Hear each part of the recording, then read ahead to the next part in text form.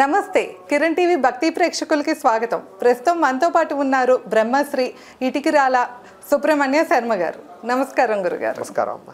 గురుగారు, ఈ వీడియోలో ఇప్పుడు చాలా మంది ఏంటంటే ఎన్నో సమస్యలతో బాధపడుతూ ఉంటారు.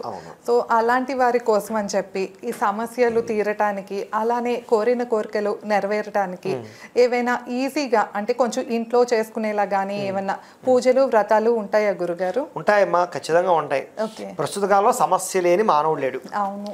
అయితే ప్రతి మనిషి జీవితంలోనూ కూడా సమస్య నుంచి బయటపడాలి అంటే కనుక దైవ బలము గ్రహ బలము ఖచ్చితంగా కావాలి. ఎంతటి వాడికైనా సరే దైవ బలం లేదే గ్రహ బలం లేదే ఇప్పుడున్న సమస్య నుంచి బయటపడలేడు. కాబట్టి ఖచ్చితంగా కావాలి. అయితే సాధారణంగా వీటికి పెద్ద పెద్ద యాగాలు హోమాలు పూజలు పరిహారాలు చేసుకోలేని పరిస్థితులు ఉన్నటువంటి వాళ్ళు ఇప్పుడు ఏదో గుడికి వెళ్ళిపోయి ఎక్కడెక్కడ ఏదో పరిహారాలు చేస్తారు అని చెప్పి వెళ్తుంటే అక్కడ పావుగని కూర్చోబెట్టి తూతు మంత్రంగా పూజ చేసి పంపించేస్తుంటే సాటిస్ఫాక్షన్ అవ్వటం లేదు. పోనీ ఏదైనా ఆలయానికి వెళ్దామన్నా ప్రతి ఆలయం కిక్కిరిసిపోతుంది. అక్కడికి వెళ్ళి నిజంగా భక్తిగా ఒక కనీసం నామం కూడా చెప్పలేని పరిస్థితి. కాబట్టి ఎక్కడికో దూరపు కొండలు వెళ్ళి నుండి పని కాకుండా మన ఇంట్లోనే మనం నమ్మినటువంటి దేవతను ఆరాధన చేసుకోవడం వల్ల కూడా ఖచ్చితంగా మీకుండే జాతకంలో జీవితంలో ఉండే సమస్యలు పోతాయి. అయితే కలవు వెంకట నాయక కలియుగంలో ఎటువంటి సమస్యనైనా పోగొట్టేవాడు, ఎటువంటి కోరికనైనా తీర్చేటటువంటి వాడు వెంకటేశ్వర స్వామివారు. కాబట్టి కలియుగంలో వెంకటేశ్వర స్వామివారిని ఆరాధన చేయడం చాలా విశేషం. అయితే ప్రస్తుత కాలంలో ఏంటంటే కనుక సప్త శనివారాల వ్రతం ఏదైతే ఉందో అది చాలా విశేషమైన ఫలితాన్ని ఇస్తుంది. ఏం చేద్దారంటే కనుక పూర్వం నుంచి ఉన్నాయి వ్రతాలు, కానీ ఆచరణ తగ్గిపోయింది. కానీ మళ్ళీ ఆ మరుగున పడిపోయినటువంటి మళ్ళీ వ్రతాలన్నీ కూడా మళ్ళీ తిరిగి ఈ యూట్యూబులు పుణ్యవాణి లేదా అనేక మంది మహాపురుషులు పుణ్యవాణి మళ్ళీ బయటకు వస్తున్నాయి. జనాలు చైతన్యం అవుతున్నారు, ఆధ్యాత్మిక విషయాలు తెలుస్తున్నాయి. వాళ్ళంతా వాళ్ళకే ఇంట్లో పూజ చేసుకోవాలి అని ఏదైనా వ్రతం చేసుకోవాలి అని ఆ ఆసక్తి పుడుతోంది. ఒకళ్ళ నుంచి ఒకళ్ళు నేర్చుకుంటున్నారు. తద్వారా ఏంటంటే చాలా ఈ మధ్య కాలంలో అతి విరివిగా అతి తక్కువ సమయంలో వాళ్ళకున్న సమస్యలన్నీ తీర్చే వ్రతం సప్త శనివారాల వ్రతం. అంటే అనుభవపూర్వకంగా ఏవో చాలా మంది చెప్పు ఉండొచ్చు, ఏవో చేసి ఉండొచ్చు, కానీ ఎక్స్పీరియన్స్ కదా, సొంతంగా వాళ్ళు ఎక్స్పీరియన్స్ అవుతున్నటువంటిది తిరిగి మాకు చెప్తున్నటువంటిది. గురుగారు ఏదో అనుకున్నామండి, మీరు చెప్పినట్టు సప్త శనివారాల వ్రతం చేసామండి, అసలు మిరాకిల్ అండి, జరగదనుకున్న పని జరిగిందండి అని చెప్తూ ఉంటారు. అంటే దానికి పంతులు గారు కావాలా గురుగారు, లేకపోతే స్వయంగా చేసుకోవచ్చా? ఒకటమ్మా, మీ అదృష్టం బాగుండి మీకు నిజంగా పంతులు గారు దొరికారే అనుకోండి, అది చాలా అదృష్టం. ఎందుకంటే పూజారి లేని పూజ పనిచేయదు, బ్రహ్మ లేని పూజ పనిచేయదు అని. అయితే ప్రస్తుత కాలంలో అందరికీ బ్రాహ్మణులు దొరకాలన్నా కష్టం అవుతుంది. ఇలాంటి కొన్ని ప్రత్యేక వ్రతాలు చేయాలన్నా అందరికీ దాని మీద అనుభవం కూడా లేకపోవచ్చు. అందుకని మేము కూడా ఏంటంటే ఈ సప్త శనివారాల వ్రతాలు లాంటివి వీడియోలు తయారు చేసి యూట్యూబ్లో పెడుతున్నాం. చక్కగా ఆ యూట్యూబ్ ఎదురుగుండా పెట్టుకుని కూడా సప్త శనివారం వ్రతం కానీ ఇలానే అనేక రకాల వ్రతాలు ఉంటాయి అందులో, అవన్నీ చేసుకోవచ్చు. లేదా మీ అంతటి మీరు ఏదైనా మీకు గ్రంథం ఉన్న పుస్తకం ఉన్నా చూసి చదువుకోవచ్చు, కానీ దానివల్ల తప్పులు వస్తాయి, చేసేది ప్రశాంతంగా ఉండదు. కాబట్టి పంతులు గారు దొరికితే మంచిది, లేదా నా సొంత వీడియోలే నేను పెట్టినవే ఉన్నాయి వీడియోలు, చక్కగా అవి చూసైనా చేసుకోవచ్చు. అయితే ఈ సప్త శనివారాల వ్రతాన్ని వరుసగా 7 శనివారాలు చేయాలి. అదృష్టం ఏంటి తెలుసా మీకు? ఇది శ్రావణ మాసం. శ్రావణ మాసం వెంకటేశ్వర స్వామి వారికి చాలా ప్రీతి. ఈ మాసంలో ప్రారంభం చేయడం ఇంకా విశేషం. చిన్న సందేహం, మధ్యలో కనుక ఆడవారికి కుదరక ఒక వారం బ్రేక్ వచ్చింది అనుకోండి, అప్పుడు మళ్ళీ ఏ ఇబ్బంది లేదు, తర్వాత వారాన్ని కంటిన్యూ చేసుకోవచ్చు, పర్లేదు. 7 శనివారాలు చేయాలి, కానీ మధ్యలో వరుసగా చేయాలని ఏం రూల్ ఏమి లేదు. ఇది ఆడవాళ్ళే చేయాలా గురుగారు? ఎవరైనా చేయొచ్చు, మగవాళ్ళైనా చేయొచ్చు. సమస్య ఉన్న ప్రతి మానవుడు చేయొచ్చు. వాడు చిన్న పిల్లవాడి దగ్గర నుంచి పండు ముసలివాడి దాకా కూడా ఎవరైనా సరే మీకు ఎటువంటి కోరుకున్నా సరే ధర్మపరమైన కోరిక నెరవేరడానికి. అంటే ఫస్ట్ ఒక కోరికతో మొదలు పెట్టాలంటారు. అదే ఇప్పుడు అలాని కాదు. ఇప్పుడు ఫర్ ఎగ్జాంపుల్ మీరు సమస్యలో ఉన్నారు, ఒక పెళ్ళి అవడమో ఉద్యోగం రావడమో అప్పుల బాధలో హెల్త్ ఏదైనా అవ్వచ్చు.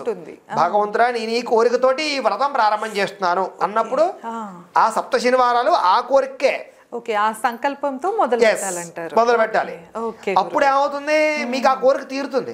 అందుకని మీరు మొట్టమొదటేమో డబ్బుల కోసం రుణాలు పోతాయని ప్రారంభం చేసి మధ్యలో 2వ వారం అయిన తర్వాత నాకు అది కాదు అది వదిలే, ఇప్పుడు వస్తే నాకు అర్జెంట్గా పెళ్లి కావాలి, మళ్ళీ సగంలో వెళ్ళిపోయి మళ్ళీ ఇంకో దాన్ని ఇవి 2 కాదు నాకు ఎవరో ఇంకోటి ఏదో కావాలి, ఇలా కాకుండా ఓకే మనం కూడా ఒక క్లారిటీ తోటి ఈ వ్రతం చేసినా ఒక క్లారిటీతో చేస్తే భగవంతుడు కూడా కన్ఫ్యూజ్ అవ్వకుండా ఫలితాన్ని ఇస్తాడు. అర్థమైందా మీకు? అంచేత వరుసగా 7 శనివారాలు మధ్యలో బ్రేక్ వచ్చినా తప్పు లేదు, చేసుకోవడం అనేటటువంటిది చాలా విశేషం. 2 ఇదొకటే కాదు, కొంతమందికి వెంకటేశ్వర స్వామి వారు అంటే ఇష్టం, కొంతమందికి గణపతి అంటే ఇష్టం, కొంతమందికి ఈశ్వరుడు అంటే ఇష్టం. కాబట్టి 16 సోమవారాల వ్రతం అని ఒకటి ఉంది. అది ఈశ్వర భక్తులు అనుకోండి, మీరు శివుని బాగా ఆరాధన చేస్తారు, మీకు ఆయనతో లిటికేషన్ అంటే లింక్ ఉంది, అట్రాక్షన్ ఉంది వెంకటేశ్వర స్వామి కన్నా. కాబట్టి మీరు 16 సోమవారాల వ్రతం చేసుకోండి. అది same content, same subject, same దానికి సంబంధించిన వీడియోలు దొరుకుతాయి మీకు. రెండోది ఇంకా గొప్ప వ్రతం ఒకటి ఉంది, సంకష్టహర చతుర్థి వ్రతము అని. ఇది ఆ పేరులోనే ఉంది కదా, సంకష్టహర, ఎటువంటి కష్టములున్నా కూడా అవి నిర్మూలించేటటువంటిది సంకష్టహర చతుర్థి. అందులో కలవు చండీ వినాయక, కలియుగంలో వెంకటేశ్వర వినాయకుడు అమ్మవారు స్పీడ్గా ఫలితాన్ని ఇస్తారు, ఎటువంటి ఫలితాన్ని అయినా సరే. కాబట్టి ఎటువంటి విఘ్నాన్ని తొలగేటి, ఎటువంటి సమస్యను పోగొట్టాలి. అది మొదలు పెట్టినప్పటి నుంచి 12 నెలలు చేయాలి, వారాలు కాదు. అంటే నెలకు ఒకసారి వస్తుంది సంకష్టహర చతుర్థి అని, బహుళ చతుర్థి వస్తుంది అనమాట. క్యాలెండర్లో ప్రతి క్యాలెండర్లో రాస్తాడు సంకష్టహర చతుర్థి వ్రతం అని కోలంలో రాస్తాడు. మీరు చూసుకోవడం, ఆ రోజున సాయంకాలం చేయాలి అది, ప్రదోష వేళలో. ఉదయం అంతా ఉపవాసం ఉండి సాయంకాలం చేసుకోవాలి అది. అలాగా వరుసగా 12 చేయాలి. 12 సంకష్టహర చతుర్థులు చేస్తే దానివల్ల కూడా జీవితంలో పెద్ద పెద్ద సమస్యలున్నా, పెద్ద పెద్ద కోరికలున్నా కూడా ఖచ్చితంగా నెరవేరుతాయి. ఇంకొకటి ఉంది, సత్యనారాయణ స్వామి వ్రతం. ఇది ఖచ్చితంగా అందరికీ తెలిసిందే. దీన్ని కూడా ఏంటంటే ఎప్పుడో చేసుకుంటుంటారు. సత్యనారాయణ వ్రతం ఎలా ఉంటుందంటే, ఏదో పెళ్ళి అయిన తర్వాత గృహప్రవేశం చేసుకుంటుంటారు, చేసుకుంటారు. కానీ కాదండి, సత్యనారాయణ స్వామి చాలా విశేషం. అందుకని వ్రతంలోనే రాశాడు ఎటువంటి సత్యనారాయణ స్వామి వ్రతం ఎప్పుడు చేయాలని అడుగుతాడు కథలో. అడిగితే చెప్తాడు, ఒరే నాయన పెళ్ళప్పుడు చేయొచ్చు, గృహప్రవేశం ఏం చెప్పు, శుభకార్యమైనప్పుడు చేయొచ్చు, ఆఖరికి నీకు ఏ కష్టం వచ్చినా సరే ప్రతిరోజు ఈ వ్రతాన్ని చేయొచ్చు. చేత ఏ కష్టం వచ్చినా, ఏ సమస్య వచ్చినా, ఏకాదశి రోజు కానీ, పౌర్ణమి రోజు కానీ, రవి సంక్రమ దినం ఉంటుంది. అంటే రవి మారతాడు అనమాట, సంక్రమ దినం అంటారు. అది కూడా మీకు క్యాలెండర్ పంచాంగంలో రాస్తాడు. ఆ రోజుల్లో సత్యనారాయణ స్వామి వ్రతం చేసుకోవడం, ఈ వ్రతాలు చేసుకున్నట్లయితే వాళ్ళ జీవితంలో ఎటువంటి సమస్యలున్నా తొలుగుతాయి. ఇది ప్రధానమైనటువంటి విషయాలు. ఇంకా మన మాసాలను బట్టి కొన్ని వ్రతాలు ఉంటాయి. ఇప్పుడు శ్రావణ మాసం వరలక్ష్మి వ్రతాలు నోచుకోవచ్చు, రాబోయేది మార్గశిర మాసం, మార్గశిర లక్ష్మీవారాలు చేయొచ్చు, లేకపోతే వైభవ లక్ష్మీ పూజలు చేసుకోవచ్చు. ఇంక ఇవన్నీ అనేక రకాలు ఉంటాయి, ఇవన్నీ వేరే విషయాలు.